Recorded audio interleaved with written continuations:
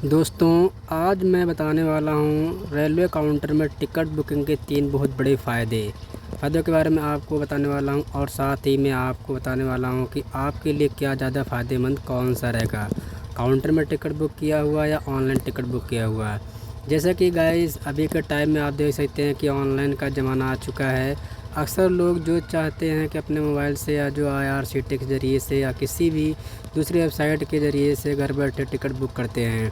तो चलिए मैं आपको बताता हूँ कि काउंटर में टिकट बुक करने के 3 बड़े फ़ायदे क्या हैं। देखिए, अगर आप काउंटर में टिकट बुक करते हैं तो क्या होता है कि जो टिकट बुकिंग के जो सिर्फ जितना पैसा होता है उतना ही पैसे आपसे लिया जाता है।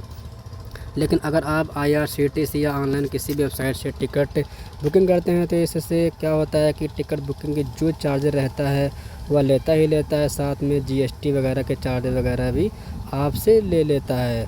तो इससे साफ पता चलता है कि काउंटर के मुकाबले में थोड़ा सा पैसा आपको ऑनलाइन में ज़्यादा देना पड़ता है और काउंटर में आपका पैसे जो है GST वगैरह के बीच जाता है। तो फ़ायदा यह हो गया। और दूसरे फ़ायदे के मैं आपको बताता हूँ तो अगर आपने काउंटर से कोई भी टिकट बुक किया था, लेकिन अगर वह तारीख़ आने से पहले आपका ट्रैवल करने का इरादा नहीं चल रहा है या किसी भी कारण बस अगर आप अपनी टिकट को कैंसिल करते हैं तो काउंटर का बनाया हुआ टिकट काउंटर में जाके कैंसिल करेंगे तो सिर्फ कैंसिल करने का ही चार्ज कटेगा, बाकी अलग से GST वगैरह का पैसे नहीं काटेगा और फ़ौरन आपके हाथ में कैश रकम भी दे दिया जाएगा।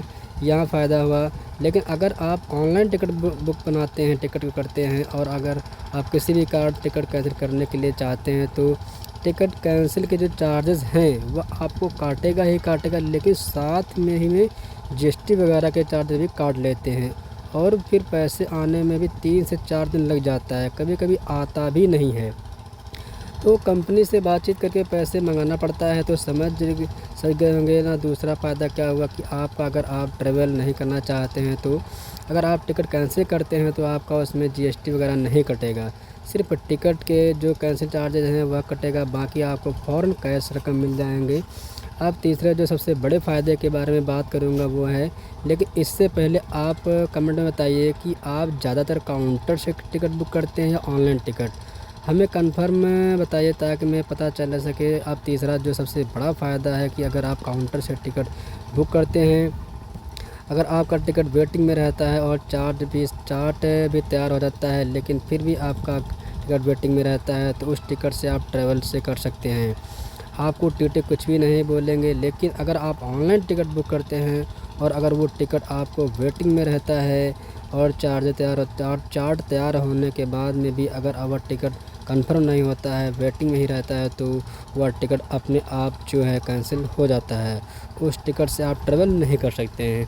तो आपको ये जानकारी कैसी लगी मेरे को कमेंट बॉक्स में बताना। ओके जी, best luck, thanks for watching.